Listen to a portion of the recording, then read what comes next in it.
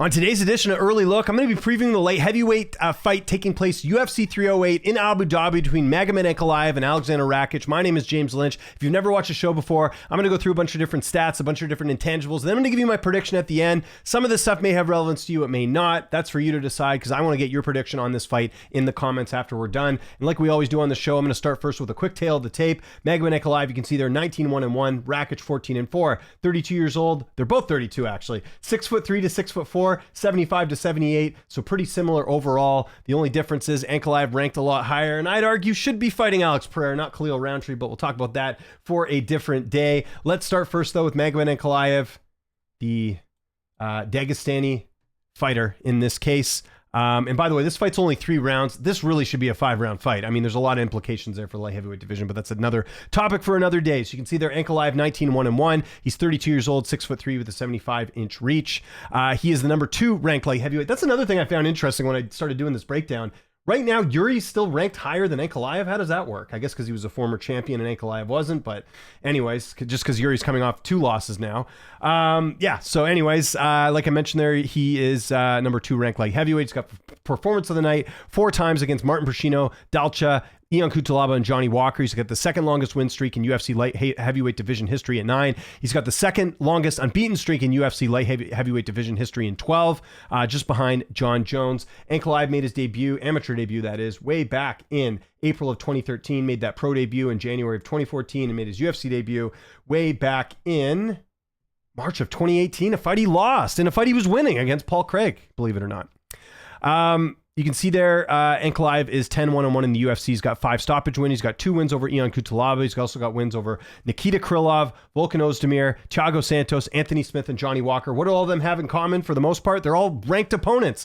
This is why I laugh at people who say that Ankalaev hasn't beaten anyone good. He's beat a bunch of ranked guys. That's about as good as it's going to get outside of maybe beating guys in like the top 3. So what do you want to do? He's still getting it done. He's got 1 loss against Paul Craig. Again, he was winning that fight, got submitted at the last second. Paul Craig also has a submission win over Jamal Hill. Paul Craig's like the enigma at 205 when it comes to submission wins. And then he had that draw with Jan Blachowicz. We'll talk about that in a second because obviously that was a bit of an interesting fight there that ended up in a draw. He's only had 1 major layoff in his career. That's going from Jan Blachowicz to Johnny Walker. That was 315-day layoff going from Blachowicz to Walker. And then obviously this will be his second fight this year, having fought Johnny Walker in their rematch back in January. The no contest, obviously, against Walker was an accidental knee. Let's talk about that Jan Blachowicz fight. If you look on MMA decisions, which we bring up almost every time on the show, because I like to look back and on certain fights. So that fight against Blachowicz ended up being a draw. But if you look at the media scorecards for this one, and it's not the be-all, end-all, just something I like referencing there, like 2 people picked Blachowicz in that fight. Everyone else felt it was Ankalaev. And for some reason, the judges scored that a draw. That's a little bit surprising. It wasn't a robbery or anything like that. But again, you're looking at here. Everyone thought Ankalaev won that fight 48-47. I also scored that fight for Ankalaev. I was a little bit surprised they went with the draw. And I also forgot that that fight was for the title. Because, you know, when I was thinking of Jan, I thought of him losing to Glover Teixeira. But that fight was actually for the vacant title, which was interesting. Because I think, what was it? Yeah, Glover beat Jan.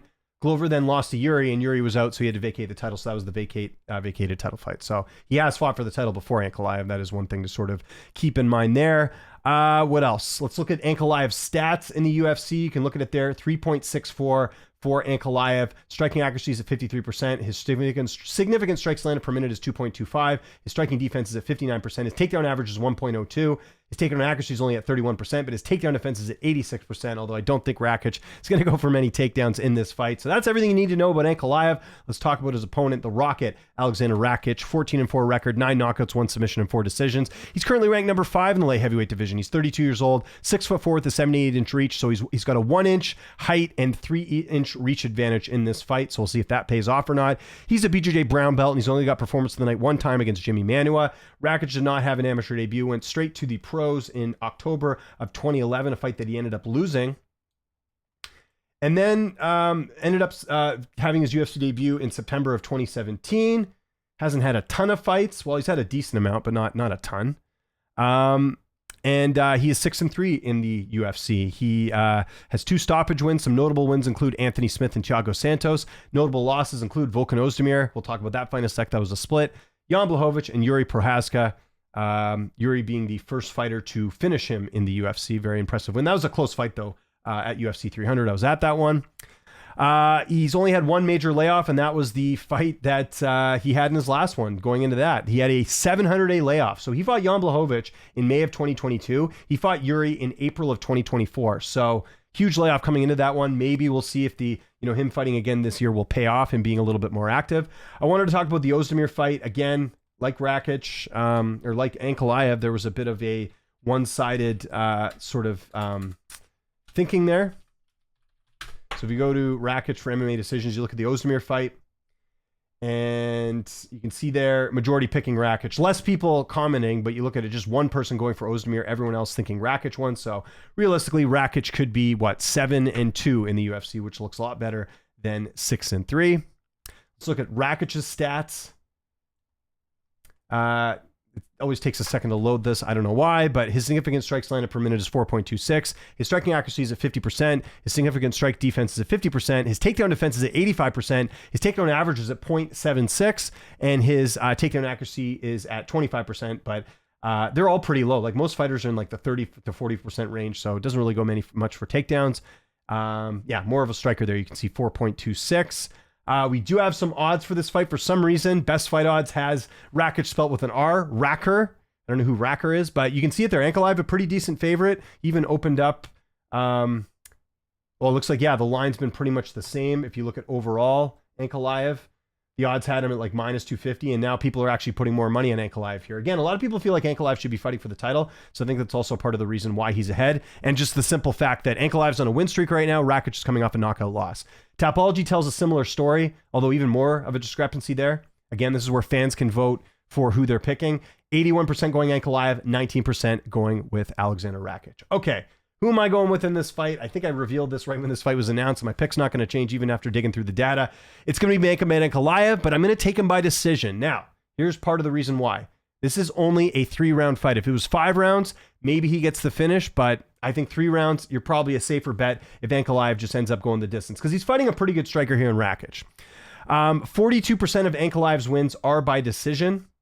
He's got 53% by KO TKO, but like I mentioned there, Rakic, the last fight he had was the only time he's ever been knocked out in the UFC, and the only other TKO loss that Rakic had was that injury against Jan Blachowicz. I don't really think that was a TKO loss. He basically couldn't fight anymore because he had the leg injury.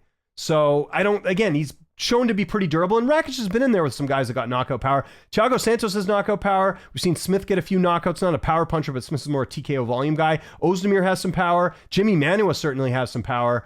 So again, we've seen Rakic, fight some guys that could certainly knock him out. That hasn't been the case, and Yuri knocks out everyone for the most part. So no shame in losing to Yuri in that fight. And again, that fight with Yuri basically was like Rakic just went toe to toe with him, and Yuri got the better of him. But it's not like Rakic looked outclassed in that spot. He just got caught. He got finished. It happens. So again, I like I mentioned, 42% of Ankalaev's wins are by decision. It's only a 3-round fight, makes the chances more, I think, go the distance, especially since Ankalaev isn't exactly like an early finisher. Like, again, he finished Smith here, but that was because of, an injury. Walker, we've seen Walker get knocked out plenty of times. Kutalaba, that was a first-round finish, as was Dalcha. Dalcha's not in the UFC. Kutalaba, not exactly a great opponent. You look at the guys that are better opponents like Krylov and Ozdemir, he ends up going the distance. So I think it's pretty fair to say this fight could go the distance. In 18 career fights, like I mentioned, Rakic has only lost twice by KO TKO. One was an injury. Ankalaev has only ever been finished once in his career, so people thinking maybe Rakic could catch him. I don't think that happens. Again, Ankalaev's been in there with some guys that have knockout power too, and he's only been finished one time against Paul Craig, and that was at the last minute. And I think overall, Ankalaev's been active, minus that one little break he had between, Blachowicz and Johnny Walker. He's been pretty active overall. I mean, a 700-day layoff with Rakic, that's tough. He is going to be fighting for the second time this year, which is good, but then so is Ankalaev, because if people forget, that Walker fight, the rematch, was at the very beginning of the year. So official pick for this fight is going to be Magomed Ankalaev by decision. Nothing groundbreaking here. All those haters out there who call me anti-Muslim, anti-Dagestani, I'm picking your guy. What do you want me to do? And I picked a lot of these guys. It's just there's a few fights where maybe I go against the grain, but I'm not going to go against it here. There's no way I can. Rakic, like I said, coming off a knockout loss, Ankalaev on a win streak. I've advocated for Ankalaev to get the title shot. people got to pay attention because I'm going with Ankalaev here, the Dagestani, to get it done. So I want to know what you guys think in the comment section below. What is your prediction for this fight? How do you see it going down? Again, only 3 rounds, so I think it's more likely it goes the distance as opposed to a finish. I think even on the Rakic side, I think if somehow Rakic wins this, I think it's going to be a decision, not that. So maybe you look at the fight goes the distance prop. I don't know, but that's what I'm going with. Follow me on Twitter, TikTok, Instagram, @Lynch on Sports. This is Early Look. If there's any other notable fights that are coming up that you want me to do, any title fights, any main events, for the most part, I got those covered. But maybe there's a different fight out there. You're like, hey, I'd like to see an analysis of this. I'd be happy to do it. There we go. All right, guys, I will see you next time on the next edition of Early Look. My name is James Lynch. Thanks so much for watching, and I'll see you next time.